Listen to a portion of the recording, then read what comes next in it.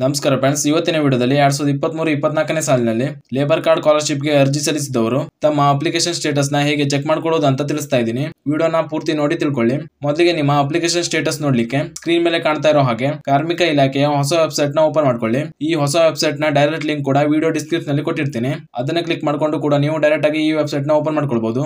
Open ಆದ್ಮೇಲೆ ಈ ರೀತಿ ಪೇಜ್ ಕಾಣ್ಲಿಕ್ಕೆ ಸಿಗುತ್ತೆ. ಇಲ್ಲಿ ನೀವು ಮೊದಲ option Karnataka building and other construction workers welfare board ಅಂತ ಇದೆ.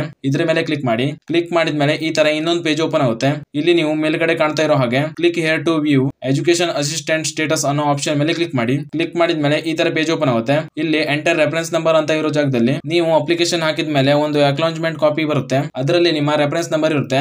ಅದನ್ನ ನೋಡ್ಕೊಂಡು ಇಲ್ಲಿ ಎಂಟರ್ ಮಾಡಿ ಚೆಕ್ ಅಂತ ಕೊಟ್ರೆ ನಿಮ್ಮ ಅಪ್ಲಿಕೇಶನ್ ಸ್ಟೇಟಸ್ ಬರುತ್ತೆ. ಹೀಗೆ ನೀವು ಈಸಿಯಾಗಿ ನಿಮ್ಮ ಅಪ್ಲಿಕೇಶನ್ ಸ್ಟೇಟಸ್ ನ ನೋಡ್ಕೊಳ್ಬಹುದು. ಹಾಗೂ ಕಾರ್ಮಿಕ ಇಲಾಖೆಯ ಇದೇ ರೀತಿ ಹೆಚ್ಚಿನ ಮಾಹಿತಿಗಾಗಿ ಚಾನಲ್ ನ ಸಬ್ಸ್ಕ್ರೈಬ್ ಮಾಡಿ ಅಂತ ಹೇಳ್ತಾ ಈ ವಿಡಿಯೋನ ಇಲ್ಲಿಗೆ ಮುಗಿಸ್ತಾ ಇದ್ದೀನಿ. ಧನ್ಯವಾದಗಳು.